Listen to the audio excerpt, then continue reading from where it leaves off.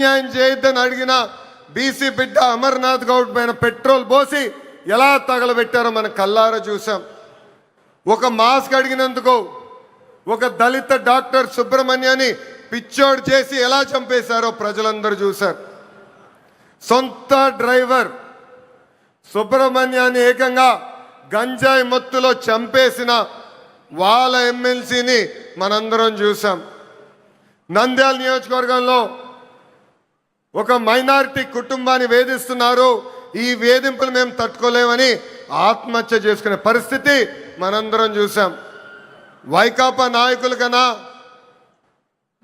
నాయకుల కూతురు కన్నా వాళ్ళ కూతురికి ఎక్కువ మార్కులు వస్తున్నాయని ఆ కుటుంబాన్ని వేధిస్తే ఆ వేధింపులు నేను చూడలేను తట్టుకోలేనని ఆత్మహత్య చేసుకున్న మిస్బాని మనందరం చూస్తాం కూడా జరిగింది.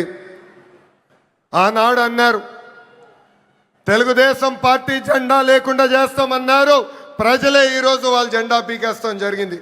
వైనాట్ 175 అని చెప్తే ఏకంగా టీమ్ 11 ప్రజలు వాళ్ళకి తీర్పిస్తాం కూడా జరిగింది. సిద్ధమంటే యుద్ధానికి రెడీ అని తీర్పిచ్చింది ఆంధ్ర రాష్ట్ర ప్రజలు. అసెంబ్లీలో అడుగుపెట్టనయో అన్నారు, ఏకంగా ప్యాలెస్ గోడలు బద్దలు కొట్టి చంద్రబాబు నాయుడు గారు ముఖ్యమంత్రి చేసిన ఘనత మా పసుపు సైన్యాన్ని. ఇప్పుడు రపరప అంటున్నారు. రపరప అంటే చూస్తూ మేము ఊరుకోం. ఎర్ర బుక్కు దాని పని చేసుకుంటూ వెళ్తుందని ఈ సభాముఖంగా ఆ కుర్ర బ్యాచ్కి నేను హెచ్చరిక జారీ చేస్తున్నా. ప్రజాప్రభుత్వం 2 ఏళ్ల పాలనలో సుపరిపాలన అందించాం. అన్ని చేశామని కాలు రెగరేసుకుని మేము తిరగట్లేదు. కానీ ఎన్ని ఆర్థిక ఇబ్బందులున్నా ఇచ్చిన హామీలకు పద్ధతి ప్రకారం నిలబెట్టుకుంటూ వెళ్తున్నాం. ఎవరు ఊహించిన విధంగా అధికారంలోకి వచ్చిన వెంటనే 4,000 రూపాయలు వృద్ధులకి పెన్షన్ ఇస్తున్నాం. వికలాంగులకి 6,000 రూపాయలు బయటికే పరిమితం అవుతే 15,000 రూపాయలు పెన్షన్ ఇస్తున్న ఏకైక ప్రభుత్వం ఆంధ్ర రాష్ట్రంలో ఉన్న ఎన్డీఏ ప్రభుత్వం. అంతేకాదు మూసేసిన అన్న క్యాంటీన్లు తిరిగి ప్రారంభించాం. డిఎస్సి ద్వారా 16,000 టీచర్ పోస్టులు భర్తీ చేశాం. 6,000 కానిస్టేబుల్ పోస్టులు భర్తీ చేశాం.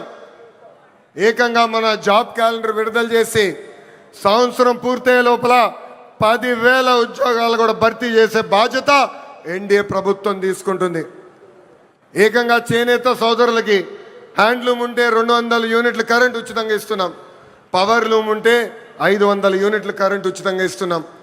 ఆటో డ్రైవర్ల సేవలో ఆదుకున్నాం. మత్స్యకారుల సేవలో మత్స్యకారులను ఆదుకున్నాం.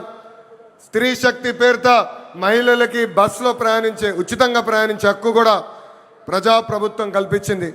దీపం పథకం ద్వారా ఉచితంగా గ్యాస్ సిలిండర్లు కూడా మా తెలుగింటి ఆడబడుచులకి పంపిస్తాం కూడా జరుగుతుంది.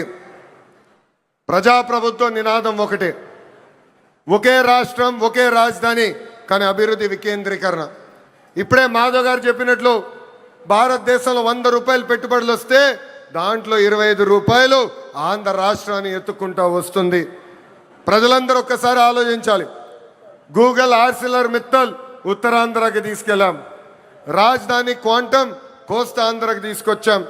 ఏకంగా ఫైటర్ జెట్లు రాయల్ ఎన్ఫీల్డ్ ఈరోజు రాయలసీమకి తీసుకొచ్చిన ఘనత ఒక ఎన్డీఏ ప్రభుత్వాన్ని.